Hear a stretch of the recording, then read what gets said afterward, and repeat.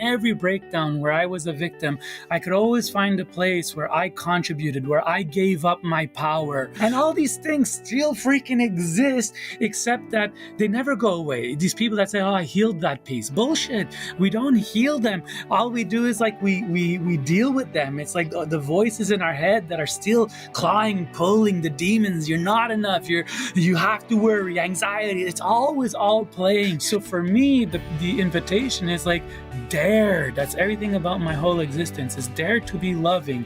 To be loving is to have that conversation, to be seen in your vulnerability, to know that it is maybe a deal breaker, but you bring it. If every one of my brothers is successful here, that must mean that we are elevating the consciousness of the planet, so we're all in it together. So I will take less money, I will take less spotlight, I will take less everything, and I will, when I have abundance, share, because ultimately I want us all to rise. We learn to hold each other as a brotherhood, and to heal whatever needs to be healed, and to be seen in the vulnerability of brokenness from another man's eyes, who completely gets it and knows it and wants to let you know that you're okay, and this is part of the journey. The rise, the comeback is always greater than the fall. Hello and welcome to another episode of the Call to Courage podcast. My guest today is Frank Mondeose. Frank is a contemporary voice on love, Eros, and relating, and he embodies both play and pray. He's the lead facilitator with the International School of Temple Arts and the co-founder of the Remember Journey. He's a shamanic minister for the Venus Rising Association for Transformation and the creator of the lifestyle brand Mondeose. Frank has touched the hearts and minds of many, whether it be through tantalizing their imaginations at the multi-sensorial events, to inspiring interactions that have navigated people to accessing their personal power. Frank holds an unapologetic, no-nonsense conversation, and it's a space where people can step out of their comfort zone and meet their edges in a compassionately ruthless manner. His containers are solidly held in a protected and safe environment where all emotions and expressions are welcomed and celebrated. In my conversation today with Frank, you're going to get to experience a man who is on his mission.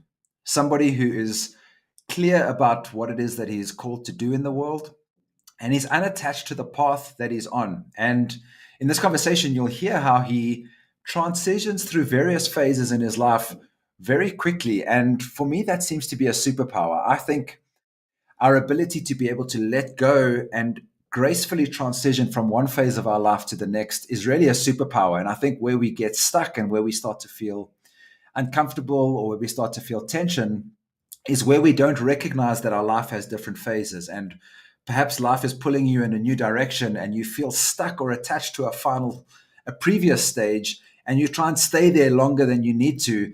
This is where you start to feel resistance, where you start to feel uncomfortable. And I think recognizing that life is a function of various phases and honoring a phase once it's done, taking the lessons, harnessing the gold of what that phase brought to your life and moving into a new phase is really how we navigate life very gracefully. And I think this is something that Frank has done really, really well.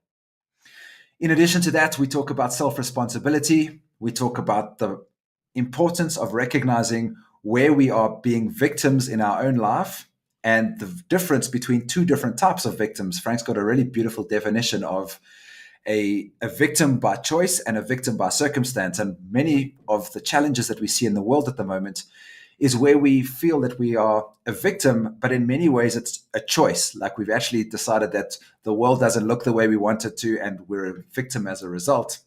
And at the basis of that is really taking responsibility for our experience. And when we do that, we move from the victim into the co-creator role. And this is something that I'm really passionate about, and you'll hear Frank unpacking exactly what the importance is of showing up as a co-creator in your life.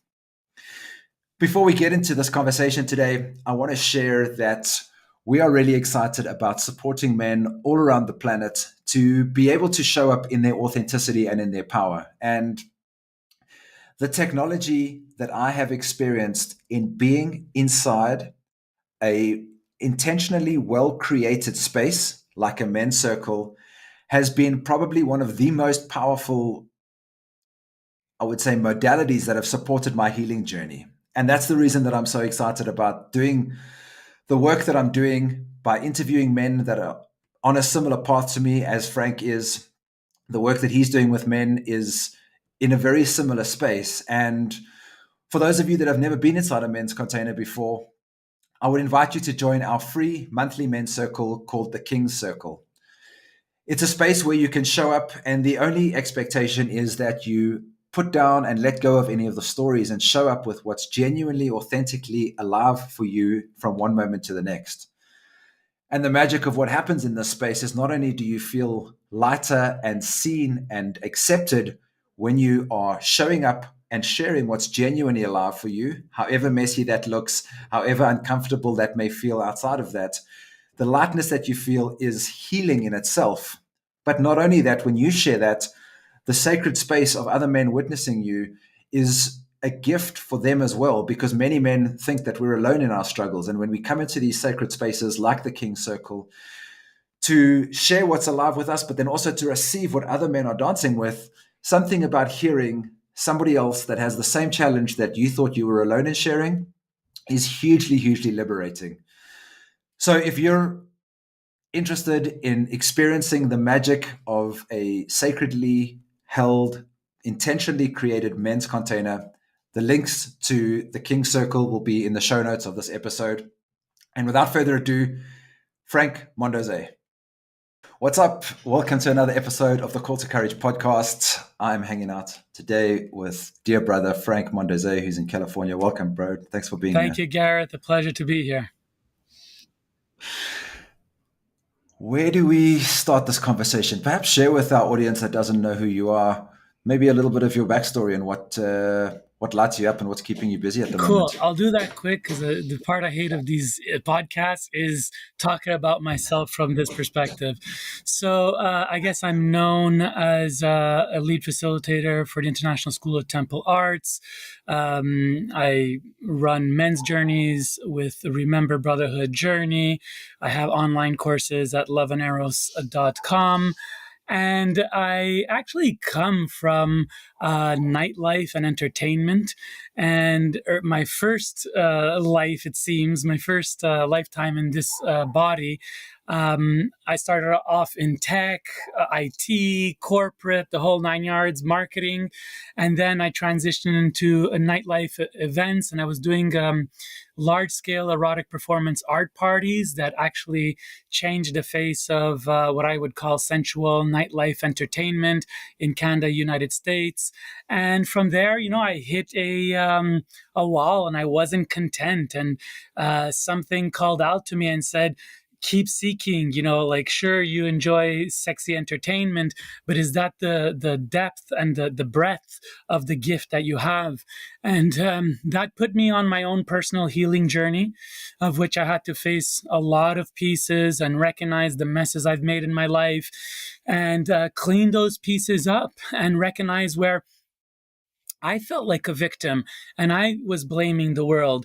And I had to do some deep introspection, and the piece that served me the most to become the conscious creator, powerful being that I have emerged to be in the world, self-confident and whatnot, is the piece of a self-responsibility, and recognize that in every breakdown where I was a victim, I could always find a place where I contributed, where I gave up my power, where I looked for validation, or whatever it was.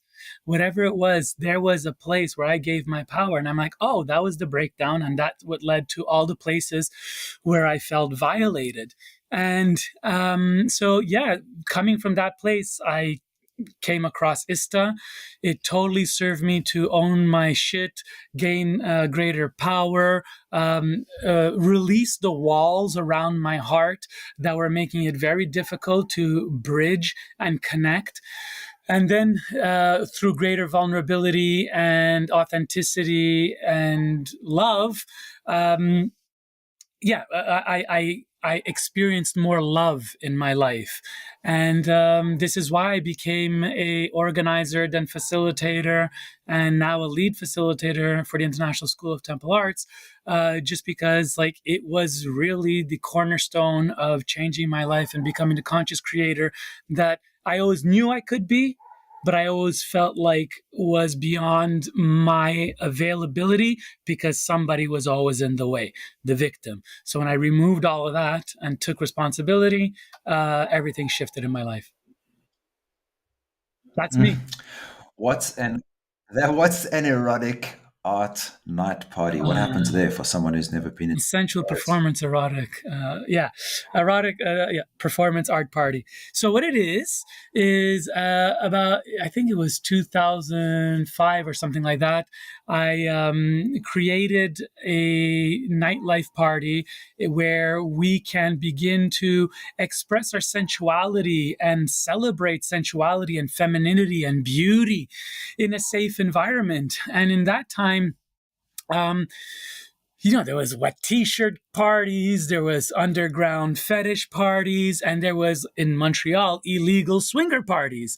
And so ultimately I wanted to be the bridge of all of that and give people that felt like they want the velvet rope service and the bottle service experience married with a sensual experience that felt like Halloween meets New Year's Eve, and you are a character in a party in a fantasy land of which animators and performers entertained us throughout the night. And because it was a like theme dress up party, oftentimes guests came so big and played out so big, you never knew who was entertainment and who was a guest. But one thing was for sure, it was sexy, and it was an off-premise sex party kind of thing. It's like there was no sex on premise. It was a nightlife party. It was like going to the clubs, excuse me, except with a select group of people that were really into passionately the concept. And we were having parties between 800 and 1,500 people twice a year minimum. And so, what about that, which I know was super successful for you? Did you suddenly think, I need to do something else? What does your life look like in that flow that you're suddenly like, I need to do something else Thank here? you. That's a beautiful question. So yeah, for me, it became very clear one day early before and the parties were called Mondeose. It's two words: daring people, daring world. Ose means daring. And so I recognized that, I wanted to contribute. I was a very good organizer. I wanted to surround myself with beauty, sensuality, and femininity. And so I created these events to really cater to couples and individuals looking to have spaces to connect with each other in a safe environment that was entertaining and high end. And I did that for over a decade. And it really served me, and ultimately it served from the creative standpoint, and it also helped me get by financially and reputation. That was fun too. It was fun to go anywhere in Montreal and be able to walk into any nightclub because I was Frank Mondeose, or get free meals because people fucking adored what I did because it was so daring and wild, and they really wanted a piece of it. And ultimately, I was serving a clientele, and, you have to be creative and always come up with ideas. And ultimately, I wasn't feeling like I was being met in the way that felt fulfilling. I was getting the sales, but something was missing for me to create like nightlife events where people came and drank and got together and had like sex, which is great because there was no environment like this. But for me, like something was missing after a decade. I knew there was more, and I went on a personal healing journey. And when I woke up from that, it was very clear that I wanted to, even though my life was in service to this entertainment, it was still ego and personality that wanted to be seen.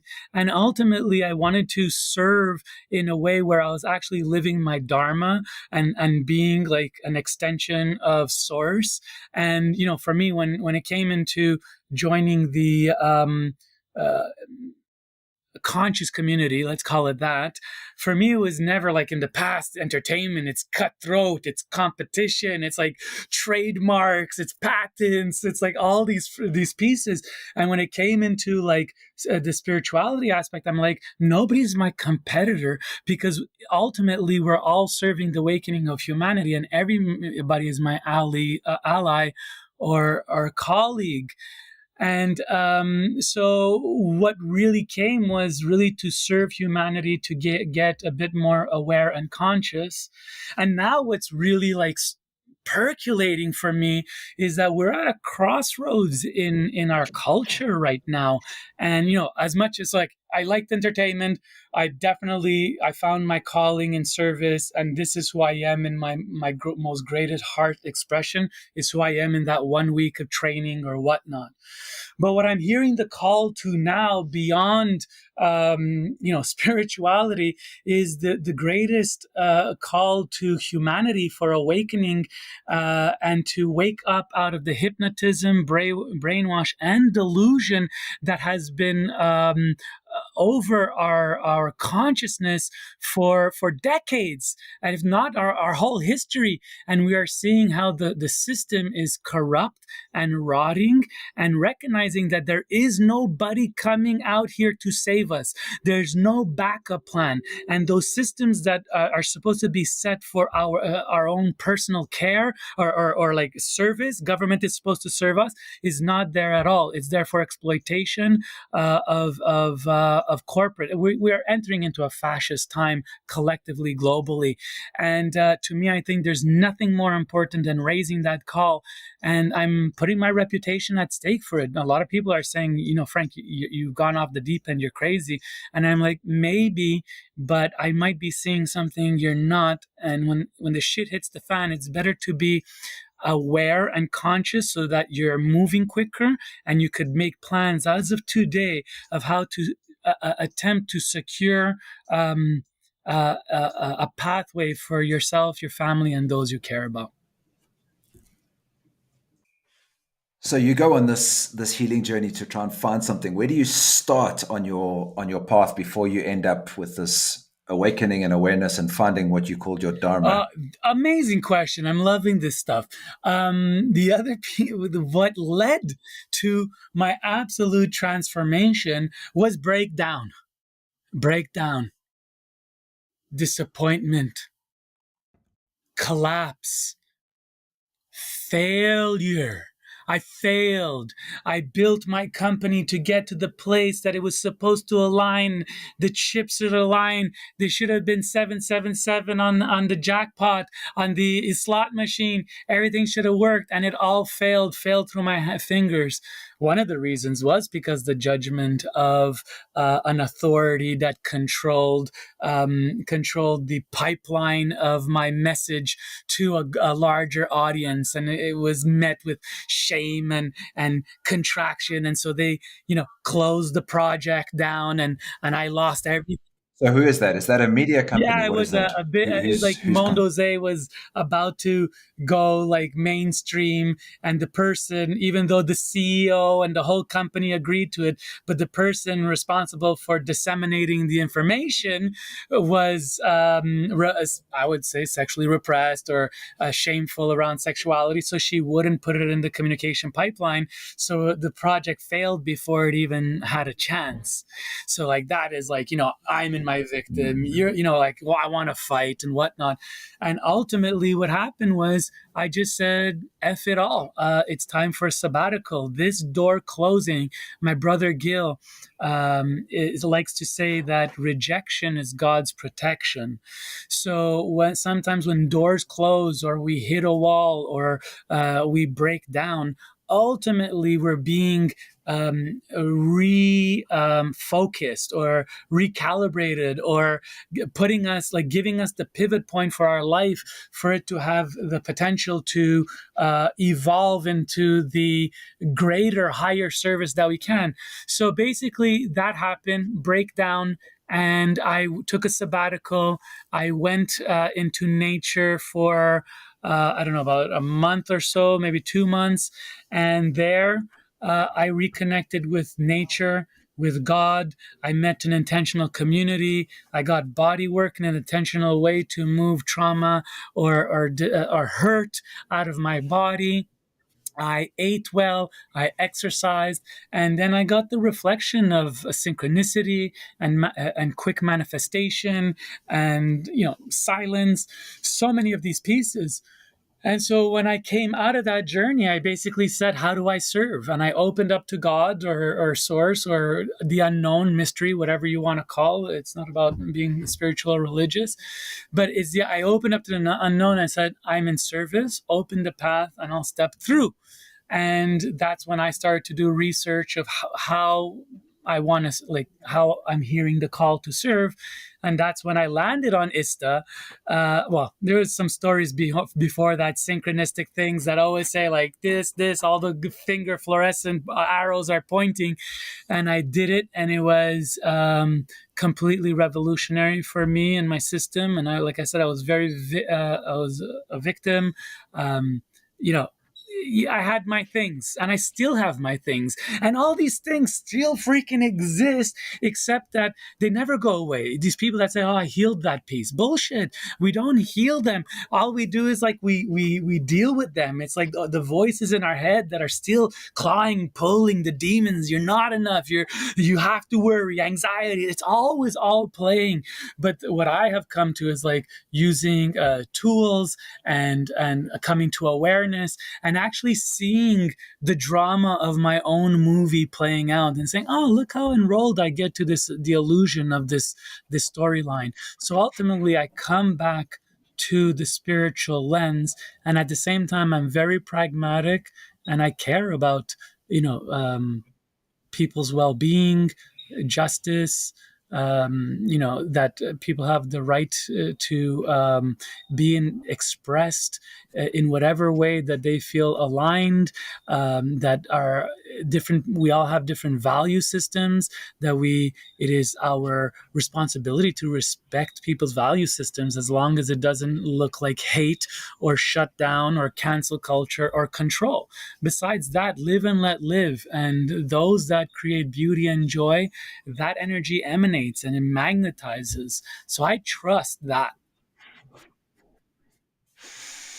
I heard you say at the beginning of this that you recognize from all of your inverted commas failures that there was a place of self-responsibility. Where was that for you in the person who blocked the conversation that resulted in the business failing? Where was your self-responsibility there? Yeah, that's an interesting question, because we had an event. I had invested more money than I ever invested before. It's the writing is on the wall. It's clear they're not going to support. And so instead of going into a battle with the being, I went focused on, actually, I need to pull this out of my hat.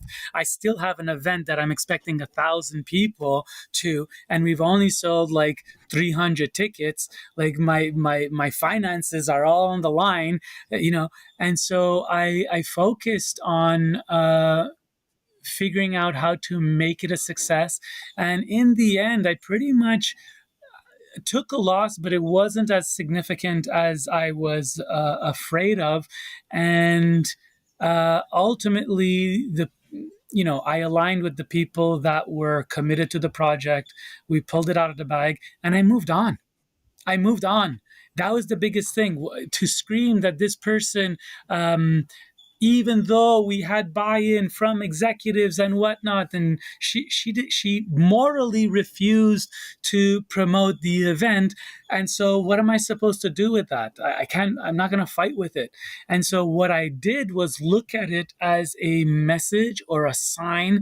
And I did a lot of introspection, and I recognized that I was not super satisfied with the direction of my work, not because of her moral judgment, because I kept on having to hit against people's judgments, against people's closed minds, against people's obsession with controlling a free person's ability to make a choice and take on the consequence of every choice, that somebody always has to protect somebody else. And for me, it just got boring. I lost the flair of it. I lost the flavor for it.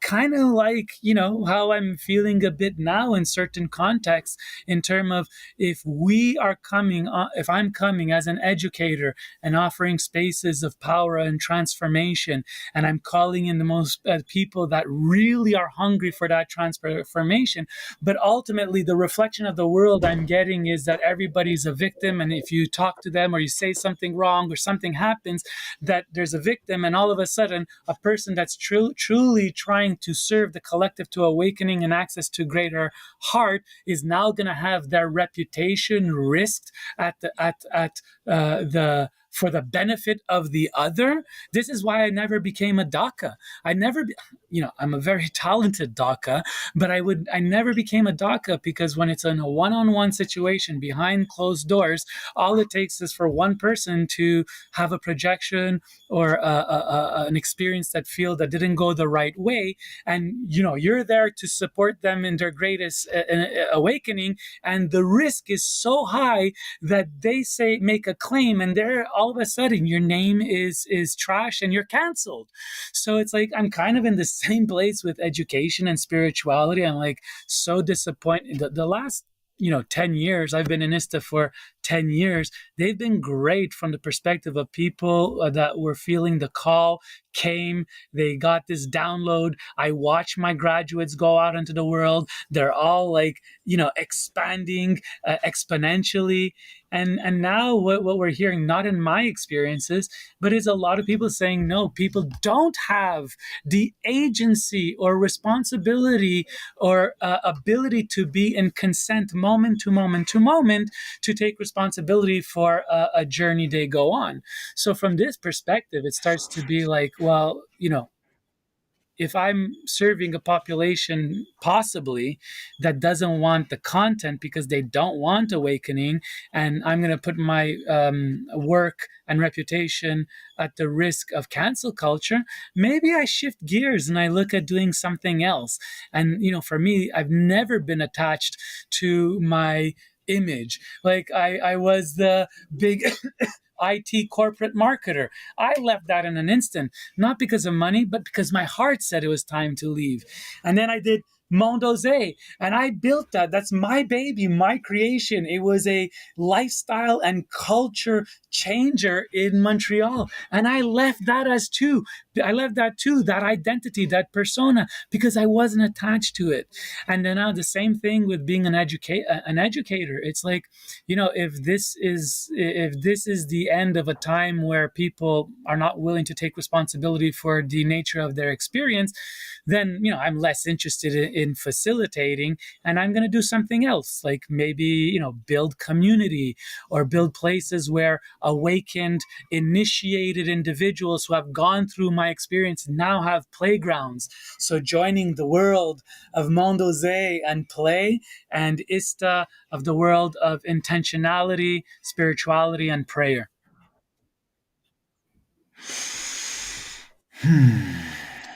It's a lot, right? How does somebody I'm shift? all over it. No, it's good. I fucking love your fire, bro. We always have these conversations, and it's so juicy to hear how your mind links these pieces together. I think what came up for me there was this. The first thing from a little bit earlier was this unpack of like collaboration versus competition, and when you were in competition in your old world, how you shifted into this world of more being in collaboration. And I think that's an interesting theme, especially for men who have this inherent like link to scarcity, meaning we're always competing for business as opposed to being this collective force working together, maybe in different brands, maybe on different podcasts, maybe with different messages, but in the same theme, and really seeing us all working together in a collaboration rather than competition. And maybe you want to touch on that a Yeah, little bit, because you've beautiful. also done a bit of work on men's work as well. Yeah, and so I understand the competitive essence, because it is linked to an element of scarcity. And so competition, if we go back into like primal nature place, it's like as like evolved humans, we really forget that how we had to be in the world for a resource, for food, for land, for a territory. It was competition. And so competition and fitness and being able to dominate, acquire, hoard, that created safety and security, not only for oneself, families, communities, and whatnot. So ultimately, epigenetically, genetically, it is in our DNA that it's like we have to compete for survival.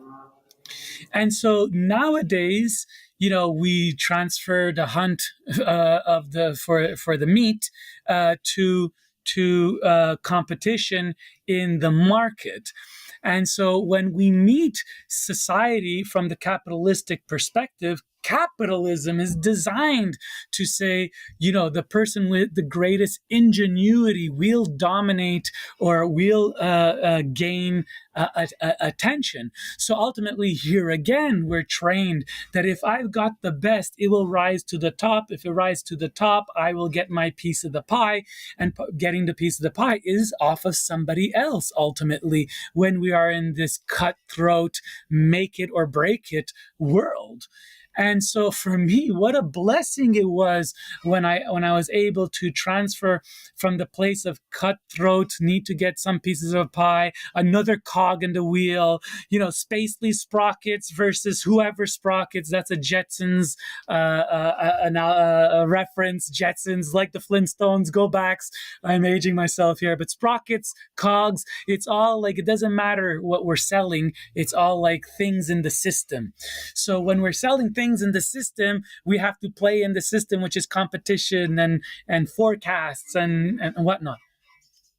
But when it came in the realm of the heart and spirit, I never met this work looking to make the most money. I never came in this work to be better than the breath workers or the silent Vipassana people or the medicine people. My service to this place was, here's another offering, another modality, and it's deep and it's powerful.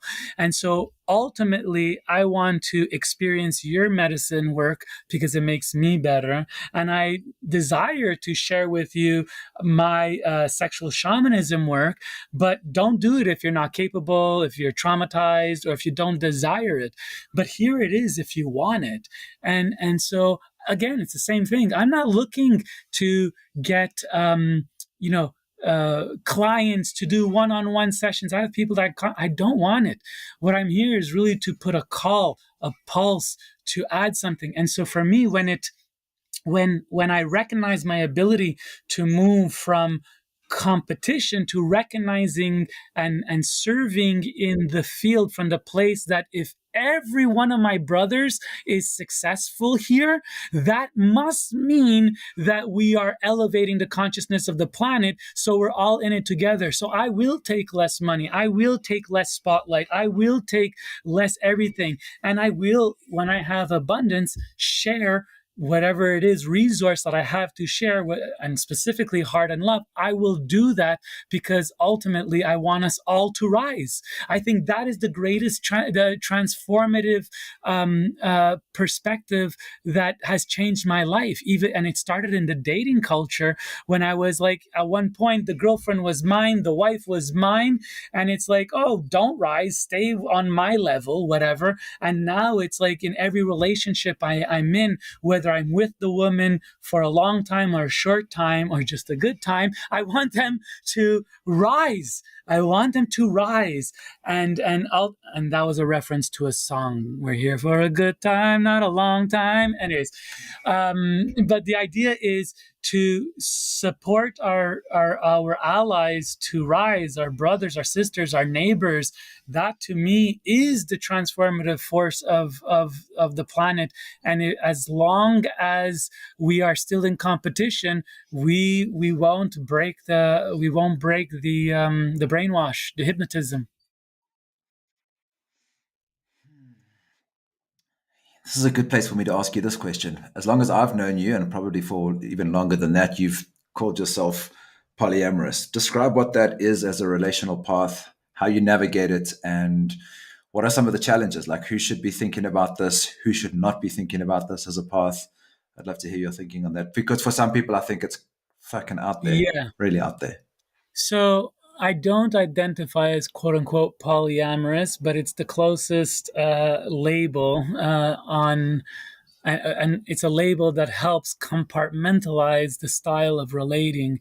But but for me, ultimately, my relating plays out as a moment to moment accumulation of experiences and failures and ruptures and repairs that equal long a long a long-term relationship connection between two people. And that to me is my pathway towards rising in love with an individual. And I think the biggest mistake individuals make in the journey of love is that coming out of the programmed culture, we look out to the world and we're looking to say, I'm looking for that person to complete me. The female is looking for the adequate partner to raise a family with. The male is looking for somebody that he admires and trusts and allows like that feminine energy to guide his service, his value system. He wants somebody that he could devote to love and respect.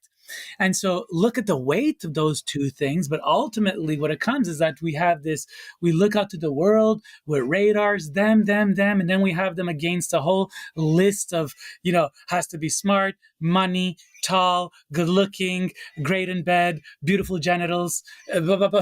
Again, jokes, but true. All these things. And so we're looking, scanning, and then the first person we come and they start to check off those things. They say, "Oh, that must be the one." Hooks in, shut down, and then it's like this big focused relationship. And it's like we're only on month 4 of knowing each other. Like I think that's a bit premature to like it's future projecting. It's so in the desire of finding the one that in my mind and imagination I am already in the relationship, in the engagement, in XYZ, which takes us completely off of the awareness and the present moment of what it is to relate. And God and the unknown mystery and the source, beauty, grace is all in the present moment. So when we're future projecting, we've already got off the path of the authentic pace of rising in love. So that is like foundational. Now, when you're in the world and you're exploring, we meet multiple people. It's not because usually when I see one that I really like, it's usually somebody that I'm outsourcing some part of myself that I haven't reclaimed. And it's like, I really want them. And when I really want them, I won't let them go. And if I lose them, I will have sadness and despair because I'm losing a part of myself. And so I look at these things as alarm bells as to, go introspection. But ultimately, what I'm trying to say is you don't know who's for you if you're only dating one person and stuck into that. So for me, my relationships start on day one. It's like, I'm a person, I'm here to share love. We're conscious. We speak where we're at. We have conversations. We're current. And we get on a journey of rising in love. 4 months into a relationship, I might be dating 3 people.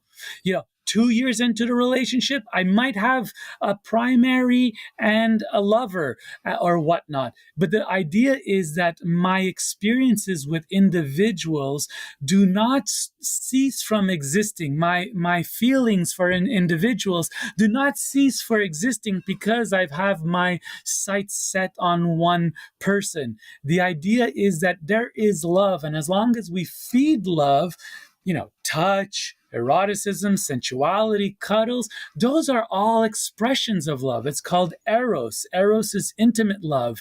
The Greeks had many words for love. And so for me, the way I relate is coming from the place of I have lots of love in my life and lots of relationship in my life. And each one of those relationships are authentic, genuine, true, and need to be honored and respected with where it is in the moment. And so that's what I do. And then it just turns out that I have multiple relationships with multiple people, but it's not like Yeah, so that's how I define polyamorous. It is rising in love, invested in the benefit of the other, celebrating their expansion in good times and in bad, especially when it's difficult. And those relationships don't disappear just because you have somebody that you have somebody else you have intimacy with. So there's pitfalls because it takes a lot of energy.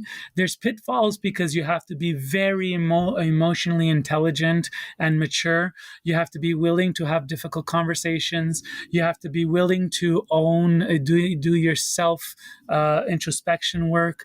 You have to be willing to um, lean in.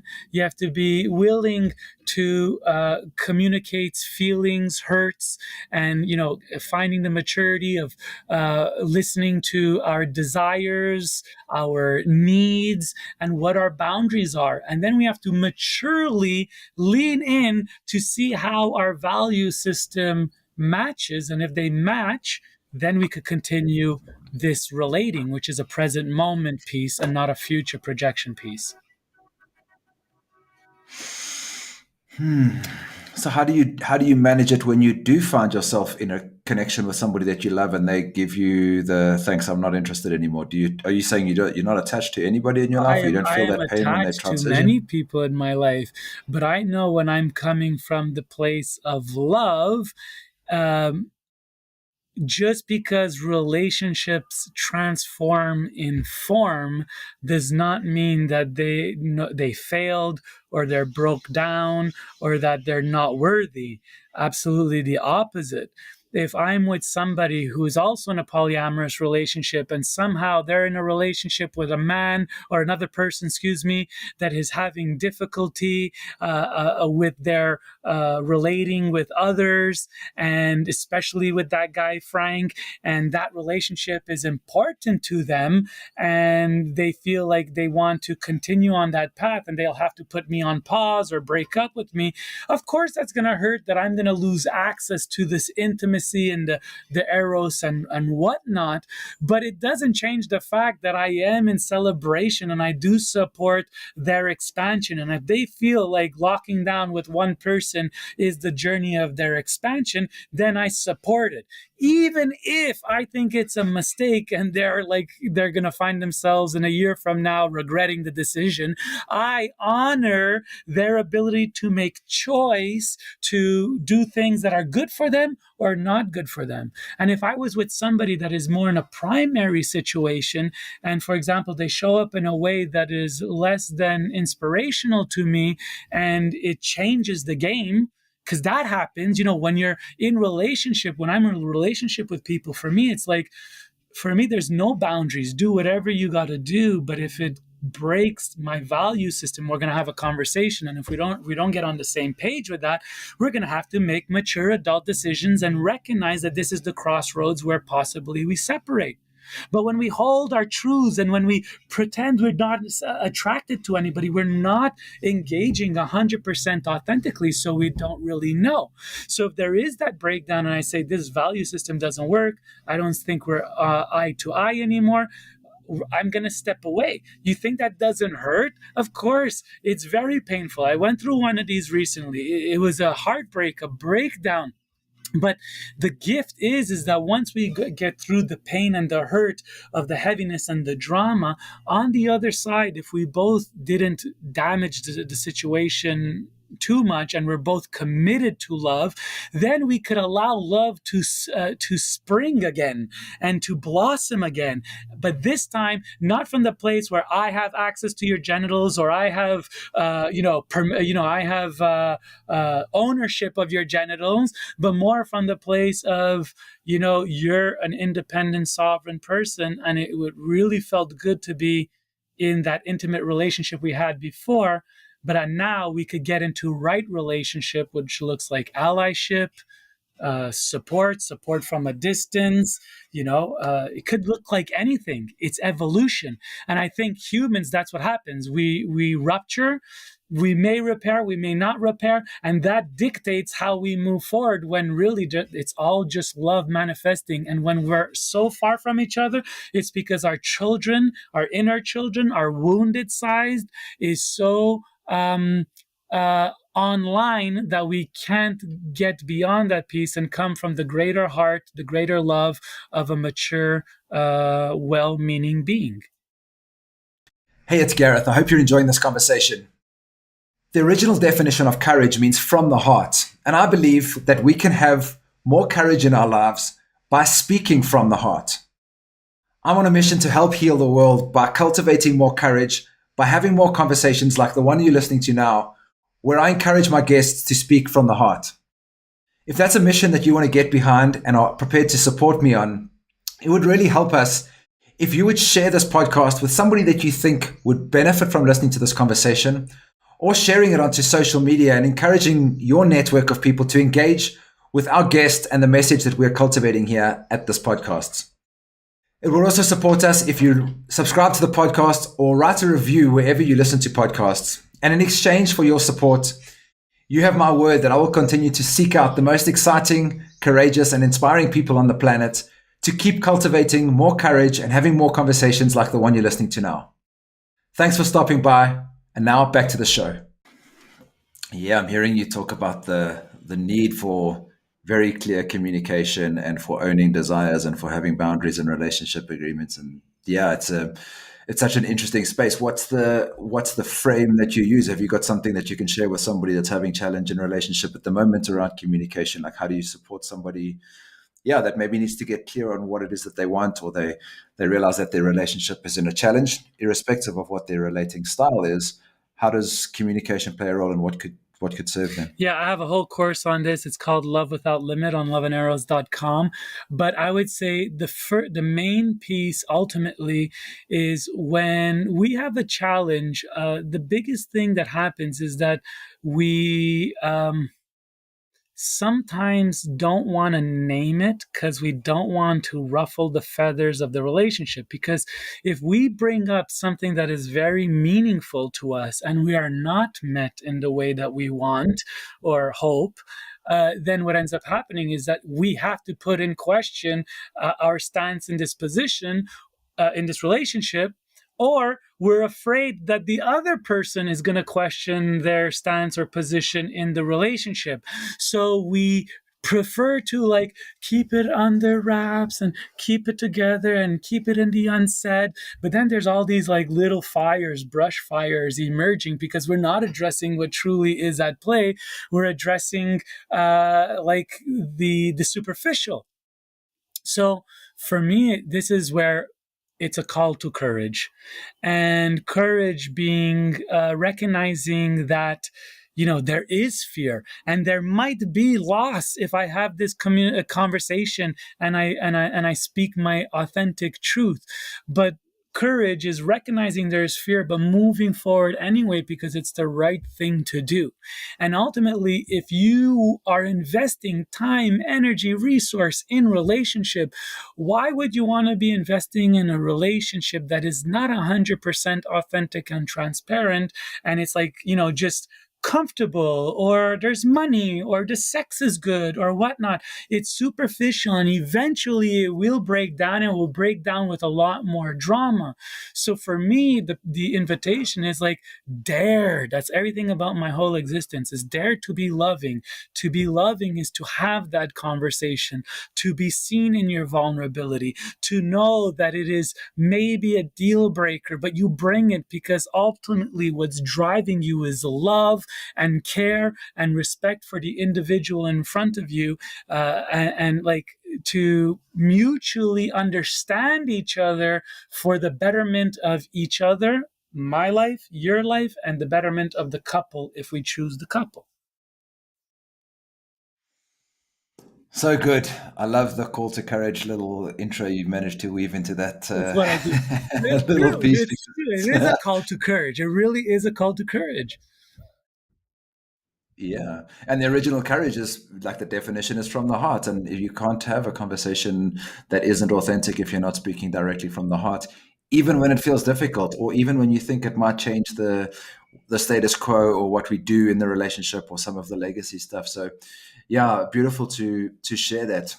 What's been your journey to creating the Remember brand? Like that's your offering to the world specifically for men. Where do you find value in having spaces that just men show up, and what was your drive to create that? So what pushed me to, so the name is Remember Brotherhood Journey, except we spell it with an N instead of an M, so that we have men in the middle. And the call of that journey was from one of my brothers, who was at the time an apprentice of mine. And he said, I feel really called to hold a brotherhood journey, because I really feel the world needs this. They need a platform for men to come together, not as men's work, another like push through, but more a brotherhood work where we recognize that we're not alone in this journey. And it's, for me, I call it the Remember Dojo, because ultimately it's where we men are supporting each other, in some ways, emotionally, energetically, sparring with each other from the heart in order to rise and make each other better. And actually, it's less sparring and more holding at Remember, actually. It's really holding of each other. We learn to hold each other as a brotherhood. And for me, what would the impetus of what that was like, yeah, part of my bro's Nimai, his apprenticeship journey was, let's build this. I'll help you build this. And then for me personally, it was really to create a laboratory and an opportunity, like I said, a dojo for all my male apprentices to come through and then learn how to facilitate and then support and inspire other men as they are on their awakening journey, while they're on their empowerment journey or their responsibility journey. Or, this is what my brothers do. My brothers that are my apprentices who are turning into facilitators, Nimai, Blake, Jacob, these guys are coming up, Gil, these guys are coming up as brothers with who take responsibility, who are showing up for love, and that's why I'm doing it. I'm doing it to create leaders, and I want my leaders that I'm supporting to step up to create leaders. And so for me, Remember was always a place where I could support my brothers to really upgrade their gifts to the world and to heal whatever needs to be healed, and to be seen in the vulnerability of brokenness from another man's eyes, who completely gets it and knows it and wants to let you know that you're okay and this is part of the journey. And if you could find a way to pick yourself up, or ask for somebody to pick yourself up, that the rise, the comeback is always greater than the fall. But let's get each other's support. And that's what Remember is all about. So good. It's yeah, really prevalent for me at the moment. I've got a really good friend who's going through some stuff, and he just doesn't reach out. There's something about men that just feel like we need to do it on our own, and it's the reason that I'm so passionate about the work that I'm doing and holding the King Circle, and for the same reason, is not only to be in my authenticity and to be witnessed there, which is fucking amazing, and I experienced this really for the first time in an Esther training, to share, this is my journey, this is all my shadow, this is all of it, and just be like, wow, just to be witnessed in that felt amazing. But then the magic was like somebody would come up to me and be like, hey, that was so incredible, thank you for sharing that, that supported me as well. And it's like, fuck, I didn't realize it was helping somebody else. And there's just so much magic inside that sacred space, and I just really honor you for creating that. And yeah, the way that it's coming together and how it's supporting, yeah, like an awakening. And I guess in many ways, it touches on many of these themes we've been talking about: self responsibility, asking for help, vulnerability, communication. So Yeah, just sorry, go ahead.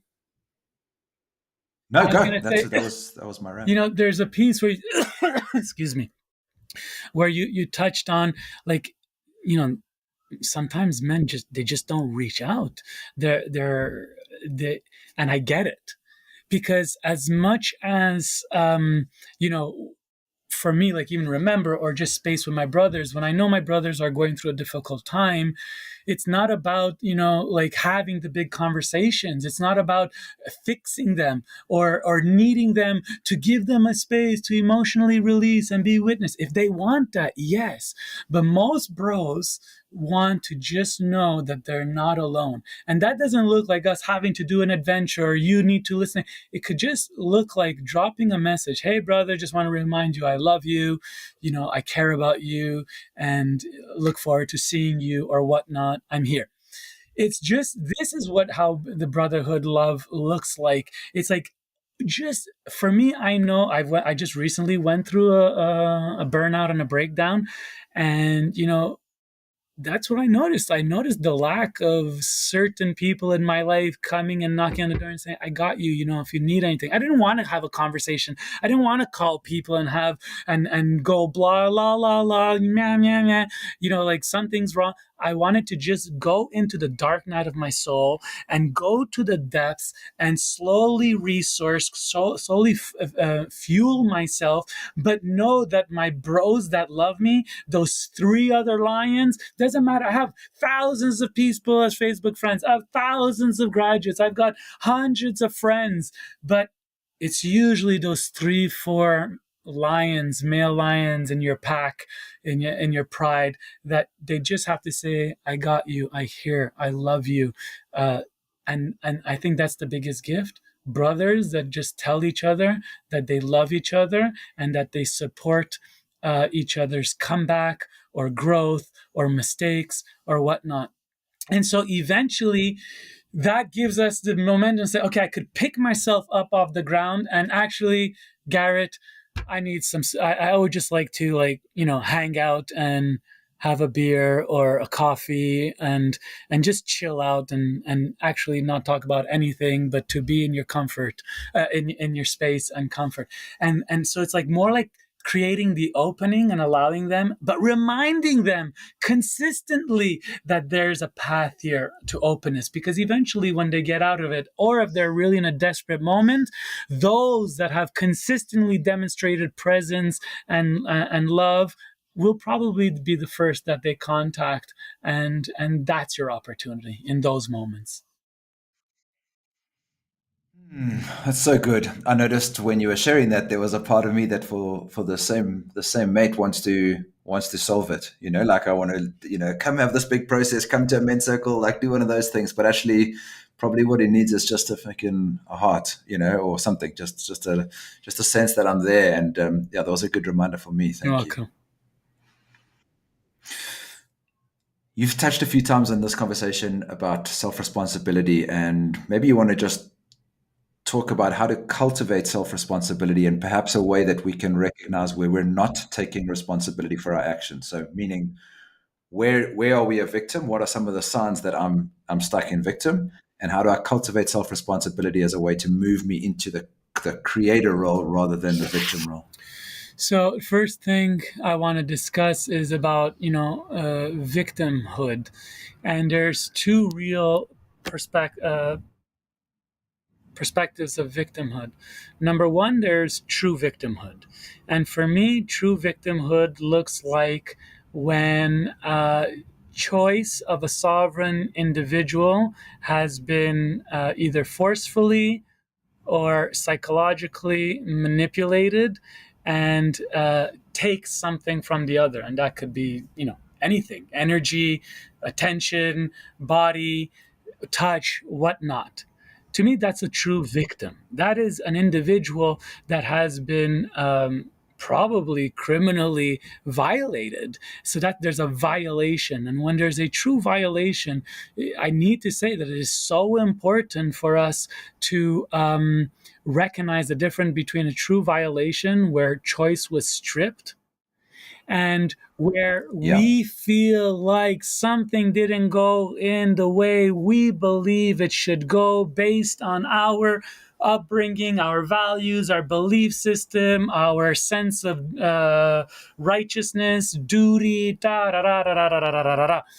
And if we are a victim from that perspective, you can be. And in some places, it is justifiable. Like I said, I have found myself being the victim many times where it's truly justifiable.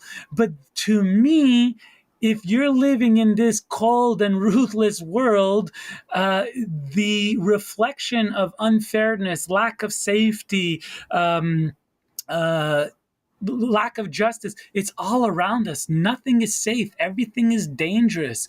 And so we must recognize that we have to inform ourselves and be aware and access whatever information available before we make decisions. Or if we act rashly, recognize that acting rashly and moving without the information and lacking of discernment is part of responsibility. And so if any of these pieces are playing out, that we have to look at where we have co-created the experience. Everything that is emerging is a co-creation. There is nothing that just happens to us unless there's a violent, violation, as I mentioned earlier. But besides that, we are in the larger play of it. And usually where there's breakdown and victimhood or martyrdom or whatnot has to do with places that we are unaware that of how we show up in the world.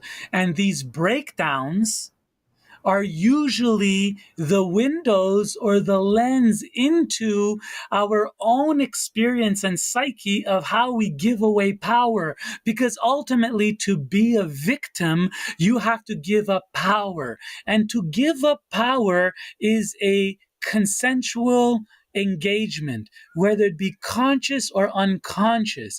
But that does not mean that the consent was not given. And once consent is given, you cannot take it back posthuberously, whatever, after the event.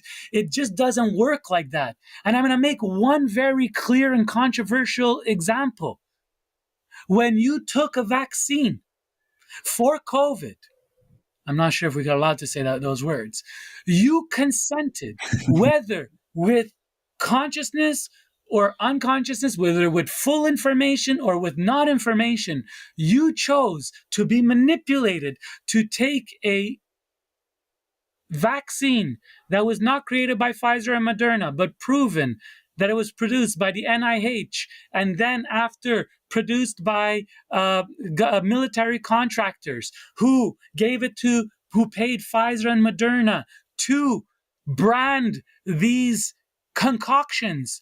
There is no going back on that regret. There's no had I known, or if I was more informed, I would have made a different decision. Yeah, in a perfect world, if we were more informed, it is our responsibility to inform ourselves. And if you do not have access to that information, that maybe that is part of the discernment that is required to make decisions that keep you safe.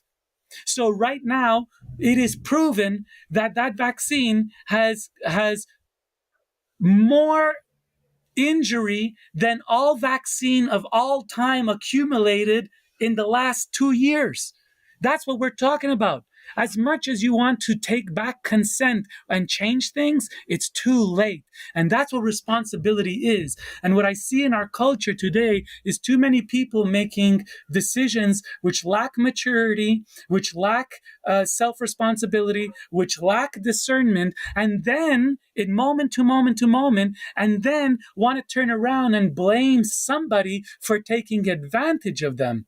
This is not a, if as an adult, you are saying that you cannot be in the world and take responsibility for the consensual pieces that you're stating in the moment, then you are declaring that you do not have agency.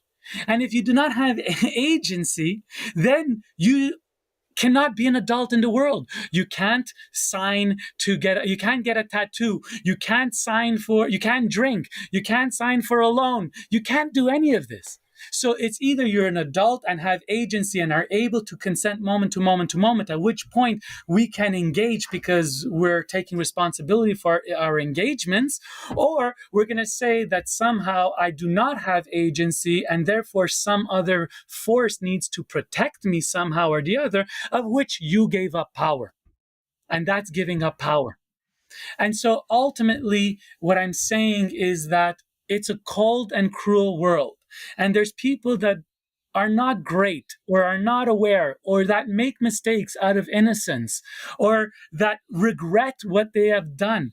Is there enough space as a culture, instead of cultivating cancel culture, can we cultivate more compassion, more empathy for everybody on all sides, those claiming to be victims, those claiming to be appointed as persecutors or perpetrators? Can we not have more compassion, forgiveness, restraint, groundedness, maturity, intelligence, conviction to communicate from a civil perspective? But what we see in the world is a group of people who are, when they don't get their way or they feel they're offended or they can claim on to being a victim, that they have a sensationalized overreaction to some kind of injustice that is happening in their own personal world in a microcosm. This is more narcissism in the reaction of a cancel culture. This is more narcissism than it ever is justice. So, because when we move to that place, we're meeting injustice with injustice, and ultimately we need to listen to where there is the potential for bridges and growth together. And when there's listening and improvement and commitment and willingness, we need to find more compassion. And failure to do so, and going towards a takedown culture, demonstrates what has been starting to be spoken about is cluster B society, which is emerging out of pathologies coming from the last generation, like narcissism, like borderline personality disorder, and so on and so forth. So ultimately, I would say that the path of the initiate, the path of the empowered individual, the path of the awakened one. Once upon a time, we knew we had to hit a wall, we broke down, and from that breakdown comes the awakening and the light enlightenment to which we become better people. Now it seems that the breakdown for the enlightenment becomes the trap to which we identify with our egos, trying to do self-preservation or gain some reputation or sympathy. It's just not the path of the winner. It's just not the courageous path. So I want to support people in those situations. And this is what I do. I have a lot of brothers that come to me with like very clear, like victim mentality pieces, and they're crying to me, and I hold them in their crying. And then I turn around and I'm like, do you want powerful medicine? And if they say yes, I give them, okay, self-responsibility. What's your fault? Where are you giving your power? Where are you pathetic and giving away your power because you lack worthiness or you desire validation? It always comes back to us. It's all, if we think it's all about us from the narcissistic perspective, if we start coming to the place of it's all about my attitude, my mindset, my belief system, and how I show up in the world, that is the reflection of my life. So if your life looks like shit, maybe you need to do a lot more introspection and find where are we co-creating this experience. Mm. I'm giving mini, Yeah, I'm as giving within, so mini without. courses in these responses. Yeah, I want to. I want to just be clear on what you said at the beginning because I think it was really powerful. You said that there's two types of victims. There's a genuine victim that has had an abuse that's a function of potentially even criminal activity, where somebody has violated a boundary, had power over for somebody, or taken something that was genuinely out of alignment. Is one type of victim, and then there's another type of victim that is just triggered by something and feels entitled to some sense and feels like they've been wronged, But most of the time behind that is some wound that perhaps we've either explicitly or implicitly given our power away or outsourced our decision making to somebody else. And our discernment is really recognizing where we have played a role in that experience. Is that Epic, how you see epic. it? And one of the pieces about the violation, true violation, for me, the definition, is uh, removing choice, removing my choice. And so as long as I have, Let me stop you there. Where did people have their choice removed in, say, you can't go to buy groceries at the store unless you had a vaccine? That was your example that you yeah, used. Was choice removed there? absolutely, because I'm born into this world divine. This is my natural way that I choose, and is my divine right as a divine being to be on this earth and choose the medical assistance that I want. If I don't want to take medical assistance, it's my choice to live a life that suffers. Of course, I don't want to get into the freaking whole politics of it, but they spun it as if I don't take a vaccine, somehow I'm risking somebody else's life, which is the perfect psychological operation, manipulation, brainwash to push people into the obligation and the virtue signaling of I got a vaccine, not for me, for you. That's nuts. It's absolutely nuts. So if I am forced to take a vaccine that I do not have I do not have choice in order to get groceries, this is a violation. I am absolutely 100% being violated by a system moving towards an exploitation of an enslavement of the peasant class, which is just there to pay and become the resource of and the energy of the system.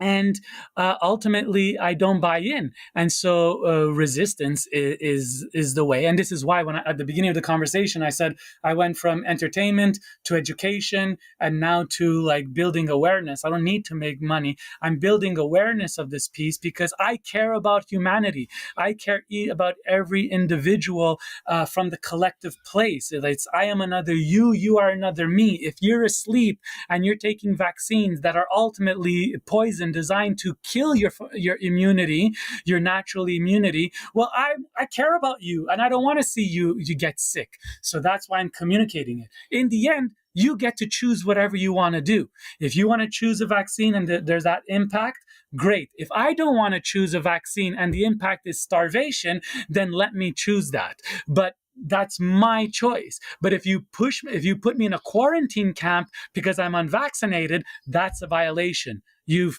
taken away my choice.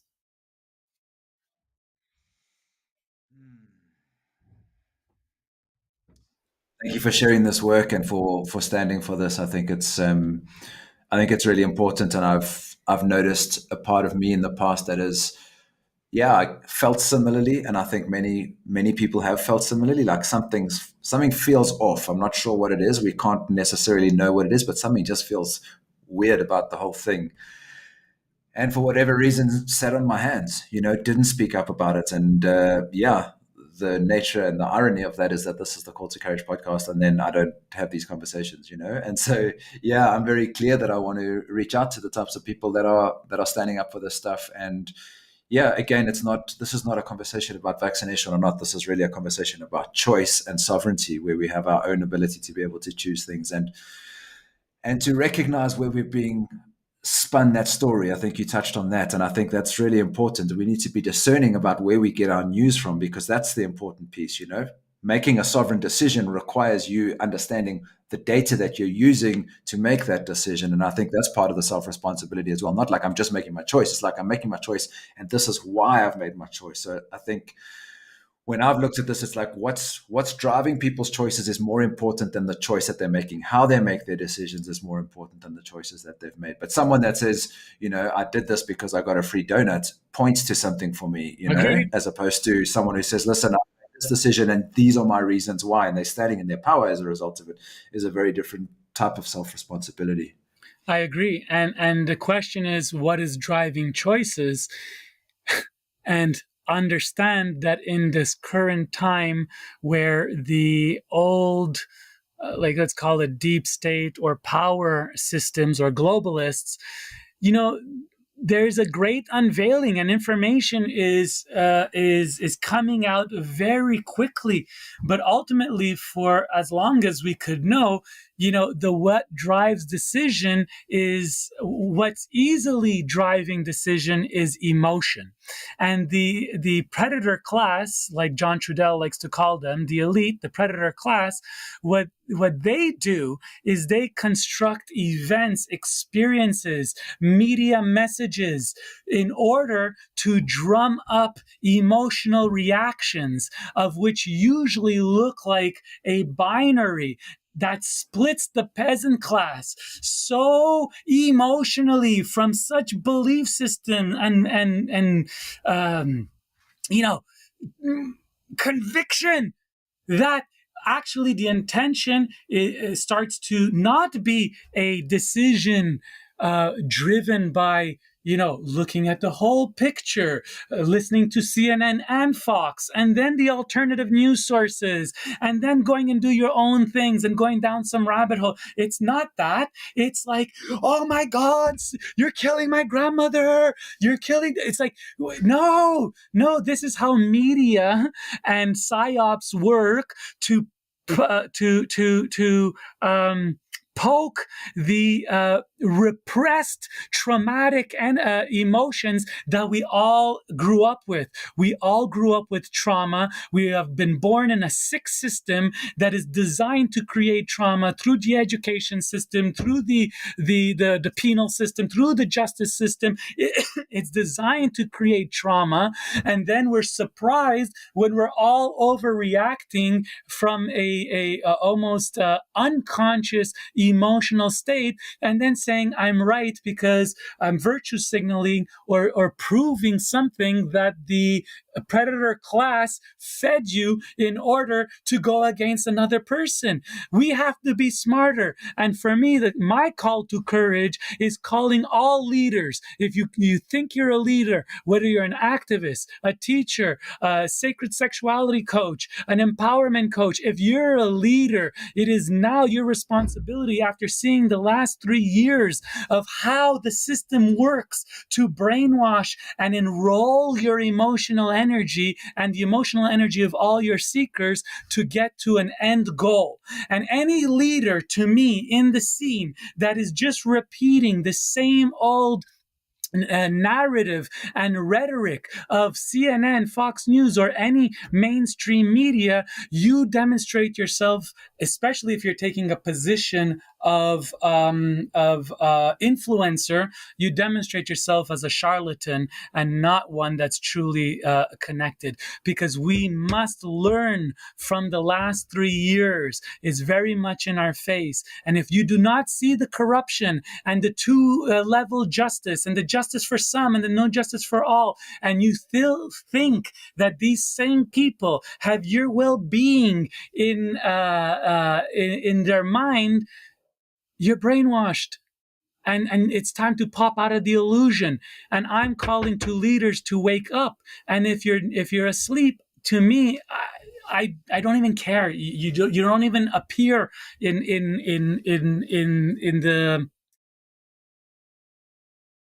my distinguishment of who true leaders are in the world, serving awakening and consciousness.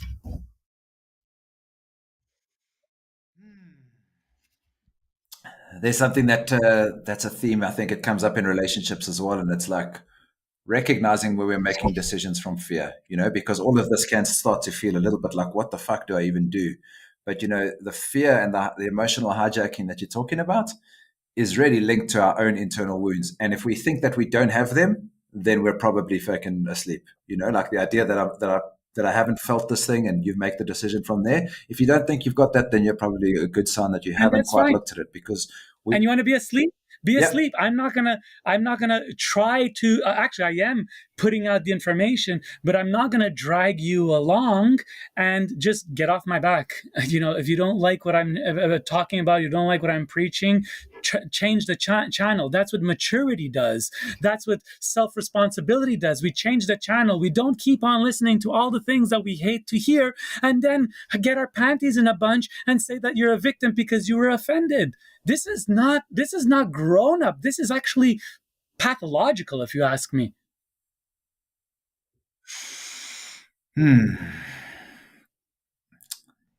Some of your work that I've connected with over the past has to do with purpose, and I'd love to bring this back to men and where you see the role of purpose and the importance of purpose, and where it takes men out of potentially living a fulfilling life. What is your theme around that? What takes you away from fulfilling a life?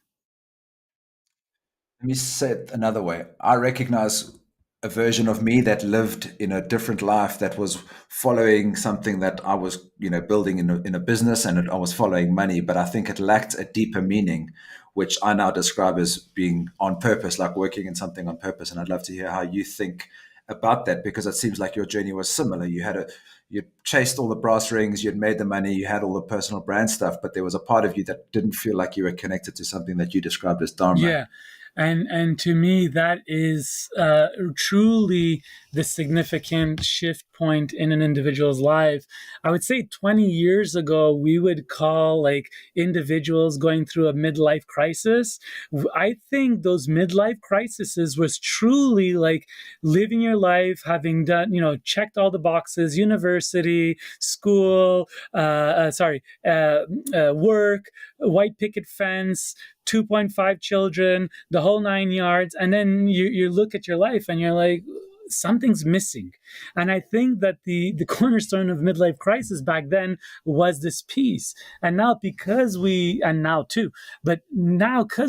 a bit more conscious, and a lot of people have chosen to live their life in a way that maybe, brings them more personal satisfaction, more balance, more well-being. So it might not be as drastic anymore. But for me, purpose was always this like call. So even when I was doing Mondeose, I was doing it with a mission of prayer. I was doing it with a mission of informing, awakening. I remember one party I threw was called Apocalypse. It was in 2010. The whole idea was to present all the ideas of everything that's happening now in 2025. It was wild. I was doing it through entertainment. And hold on, we were talking about, I just lost track of purpose. And so it's the greater calling.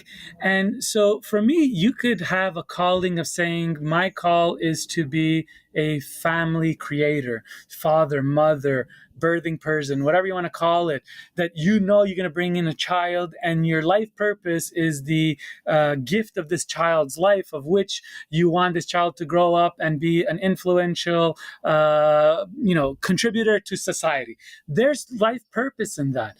But for others, there's a something bigger. And when we say that something bigger, usually we begin to find meaning in our life when we put our focus towards serving something that is important to us, whether it be, I don't know, serving greater research around a disease that your child had or has, and now your whole life is dedicated to not serving it for your child, but for every child that ever gets this disease moving forward.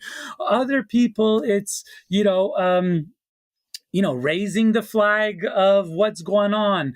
And so for me, it was, how do I support people to live their most powerful life? And unfortunately, it's an uncomfortable role, because to live the most empowered, powerful, loving life, it is about ruthlessly taking self-responsibility. Because we become the conscious creator of our reality. And for me, in addition to that was also, how do I want to live my life? I want to live my life surrounded by beauty, by femininity, by sensuality. So everything I serve is to feed those three ideals. And so now when I'm making decision in the world, like, should I be a teacher? Should I be an entertainer? What am I creating next? I'm always looking at it from the lens of, what are my missions?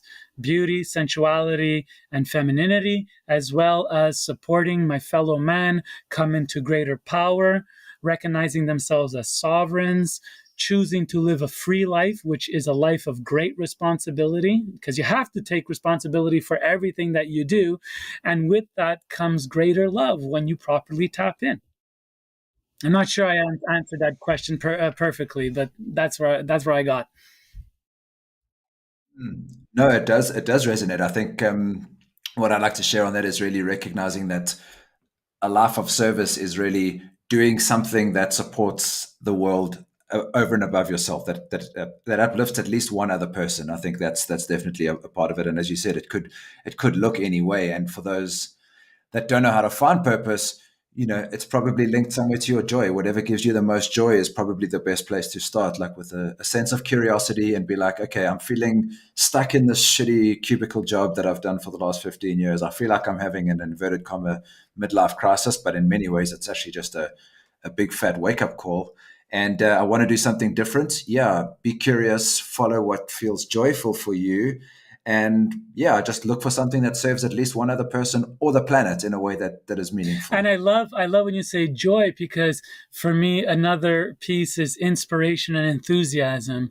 I believe inspiration and enthusiasm is the closest access to God energy or source energy that flows through. So if we're always focused on the heavier things or the denser things, that is what we're creating. Where we could find inspiration and enthusiasm, that's the breath of life, that's the breath of God coming through our systems. So I'm so online with the piece of cultivating joy and the service to something else, because when we lack meaning, life is less interesting, and when the density of life comes, it's harder to live, and that's where disease comes from. But when we meet life from this refreshed, enthusiastic, inspired place, something that draws us out, and we feed that's where we get the opportunity to be in connection with divine alignment, in my opinion. All of these things culminate in this final question, and that is that I can see you are living in service and are creating a space for people to live together as well as being self responsible. And I'd love to share how you do that, because I think the opposite of depression is not happiness, but it's connection. And I think, how do we really reconnect with one another in a world that is so hyper connected? Many of us feel alone. And I'd love you to share your vision of what you're creating in Costa Rica and how all of these roads sort of come together. Yeah, so for me, I had my awakening in Costa Rica when I told you about, the moment of spiritual enlightenment or healing kind of thing. And for me, I've been cultivating relationship and community for the last, I don't know, over a decade of my life in Costa Rica. And so, for me, in a hyper connected world that really actually lacks intimacy, is about creating spaces of connection and celebration and joy and mutual uplifting of each other, and living with each other in with similar values.